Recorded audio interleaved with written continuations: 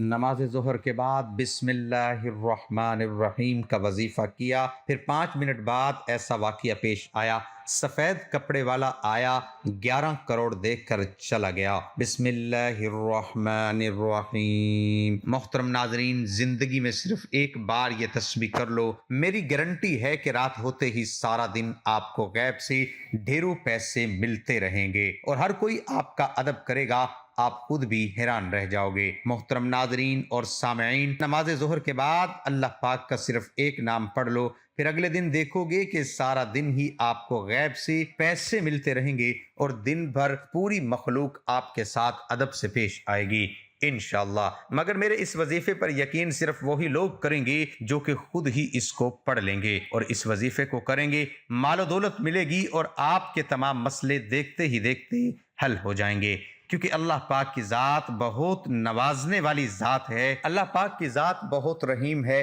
وہی رحمان ہے، دنیا میں بھی ہم پر رحمت کرتی ہے اور انشاءاللہ آخرت میں بھی ہم پر رحمت ہی کرے گی۔ ایک حدیث پاک کا مفہوم ہے کہ حضرت عبداللہ بن عباس رضی اللہ تعالی عنہ سے روایت ہے کہ آپ صلی اللہ علیہ وسلم نے فرمایا، اللہ تعالیٰ نے فرشتوں کو نیکیاں اور برائیاں لکھنے کا حکم دیا، اس طرح کہ جو شخص بھی نیکی کا ارادہ کرتا ہے مگر کسی وجہ سے اس پر عمل نہ کر سکے تو پھر بھی اللہ تعالیٰ اسے پوری نیکی شمار کر لیتا ہے، اور جو شخص اس نیکی کے ارادے پر عمل بھی کرے گا تو اس کے حساب میں ایک نیکی کے بدلے 10 نیکیاں لکھی جاتی ہیں، بلکہ بعض اوقات تو 700 نیکیاں لکھی جاتی ہیں، جبکہ بعض مرتبہ تو اس سے بھی زیادہ لکھی جاتی ہیں۔ لیکن اس کے برعکس جو شخص برائی کا صرف ارادہ کرے مگر کسی مجبوری کی وجہ سے اس برائی کو عمل میں نہ لا سکے، یعنی اللہ کے خوف سے یا کسی اور وجہ سے، تو اللہ تعالیٰ کے ہاں اس کے حساب میں گناہ نہیں لکھا جاتا، اور جو شخص برائی کا ارادہ کر کے پھر اسے عمل میں بھی لے آئے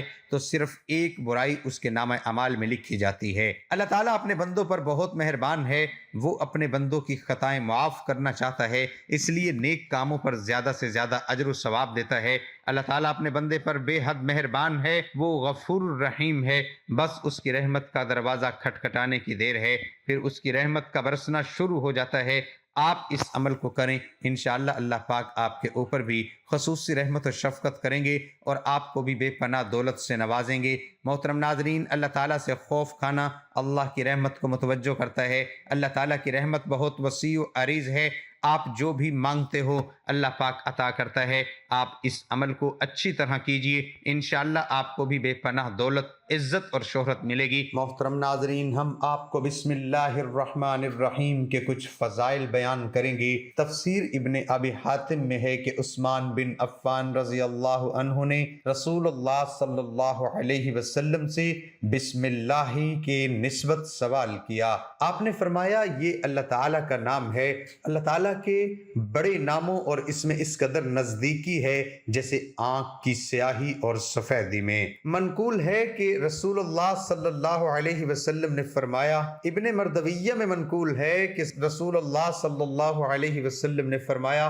مجھ پر ایک ایسی آیت اتری ہے جو کسی اور نبی پر سوائے سلیمان علیہ السلام کے نہیں اتری، وہ آیت بسم اللہ الرحمن الرحیم ہے۔ جابر رضی اللہ عنہ فرماتے ہیں، جب یہ آیت بسم اللہ الرحمن الرحیم اتری، بادل مشرق کی طرف جھٹ گئے، ہوائیں ساکن ہو گئی، سمندر ٹھہر گیا، جانوروں نے کان لگا لیے، شیاطین پر آسمان سے شعلے گرے، اور پروردگار عالم نے اپنی عزت و جلال کی قسم کھا کر فرمایا کہ یہ جس چیز پر میرا یہ نام لیا جائے گا اس میں ضرور برکت ہوگی۔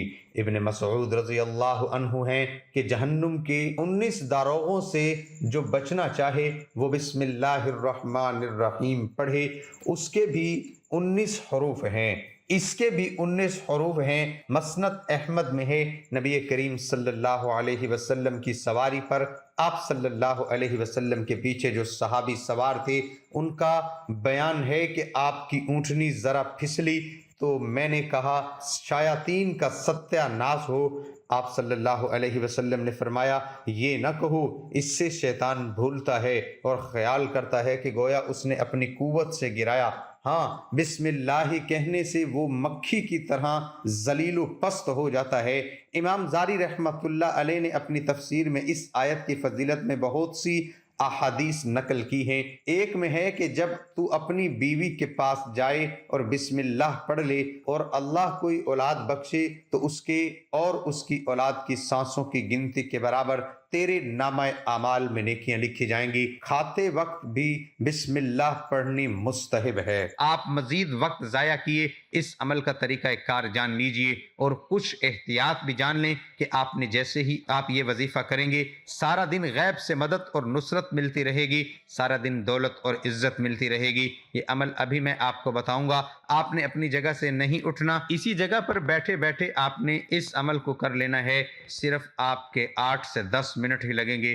اس پورے عمل کے دوران احتیاط صرف یہ ہے کہ آپ نے بولنا نہیں ہے، بس خاموشی کے ساتھ اس عمل کو مکمل کرنا ہے، پوری توجہ کے ساتھ کرنا ہے اور کامل یقین کے ساتھ کرنا ہے۔ کوئی مرد، عورت، بچہ یا پھر بوڑھا، غرض کوئی بھی اس عمل کو کر سکتا ہے، اس میں کوئی پابندی نہیں ہے۔ اس کے علاوہ اگر آپ پہلے کوئی تسبیح کرتے تھے یا کوئی تسبیح کرتے ہیں، کوئی وظیفہ کرتے ہیں، اس کے فوراً بعد بھی اس عمل کو کیا جا سکتا ہے، اس میں بھی کوئی پابندی نہیں ہے۔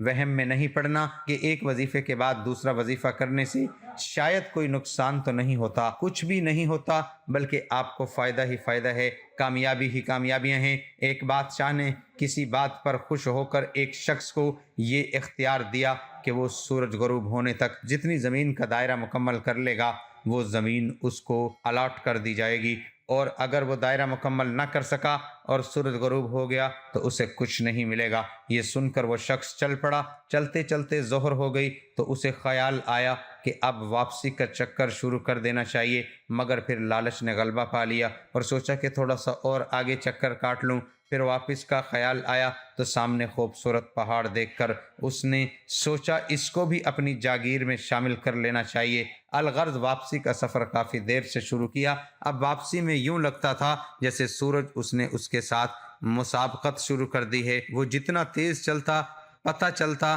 سورج بھی اتنا جلدی ڈھل رہا ہے۔ عصر کے بعد تو سورج ڈھلنے کی بجائے لگتا تھا پگھلنا شروع ہو گیا ہے۔ وہ شخص دوڑنا شروع ہو گیا کیونکہ اسے سب کچھ ہاتھ سے جاتا نظر آ رہا تھا۔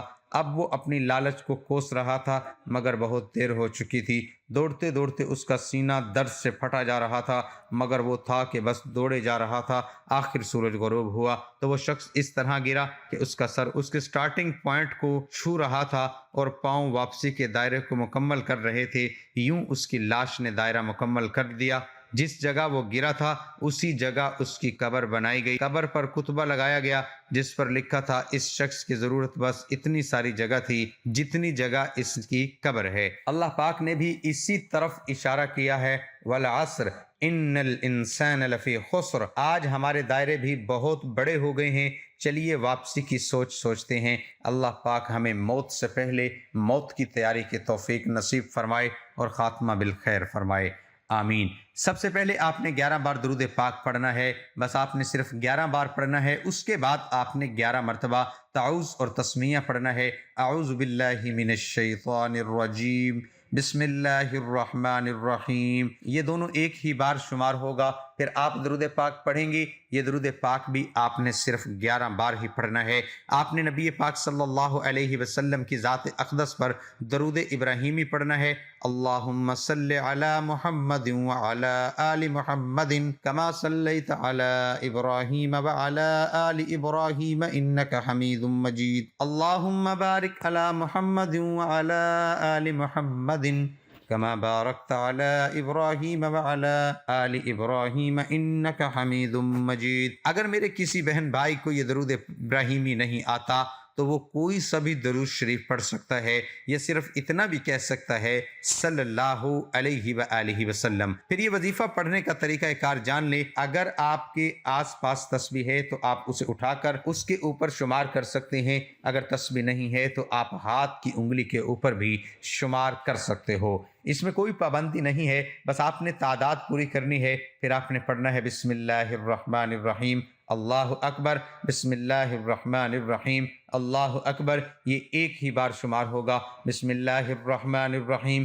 اللہ اکبر آپ نے یہ 70 بار پڑھنا ہے، یعنی کہ 70 بار بسم اللہ الرحمن الرحیم اللہ اکبر میں آپ کو اچھی طرح سمجھا رہا ہوں تاکہ آپ کے ذہن میں کوئی وہم یا شک نہ رہے۔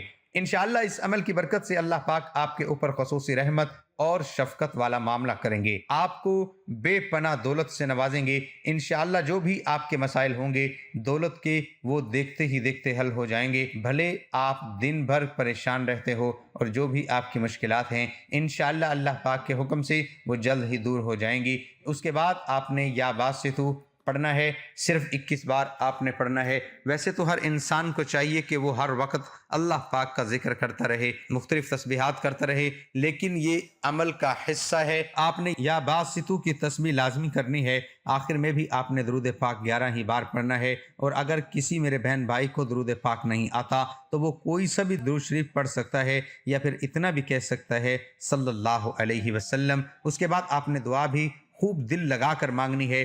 دعا کا طریقہ یہ ہے کہ آپ نے دعا میں یہ کہنا ہے کہ اے اللہ مجھے اپنے غیبی خزانوں سے رزق عطا کر، اے اللہ مجھے غیبی خزانوں سے دولت عطا کر۔ آپ نے اس طرح اچھی طرح دعا مانگنی ہے، انشاءاللہ اللہ پاک آپ کے اوپر رحمتیں اور برکتیں نازل کریں گے، اور اللہ پاک آپ کو دولت سے نوازیں گے۔ اللہ تعالی ہم سب کی تمام پریشانیاں مشکلیں ختم فرمائے، اور ہمیں 5 وقت نماز با جماعت ادا کرنے کی توفیق عطا فرمائے، اور ہمارا خاتمہ ایمان پر فرمائے، اور ہمارے اس وظیفے میں کی گئی کمی پیشی کو معاف فرمائے، آمین۔ اللہ ہم سب کا حامی و ناصر ہو، آمین ثم آمین۔ ناظرین کمنٹ باکس میں اللہ تعالیٰ کے 99 ناموں میں سے ایک نام ضرور ٹائپ کریں۔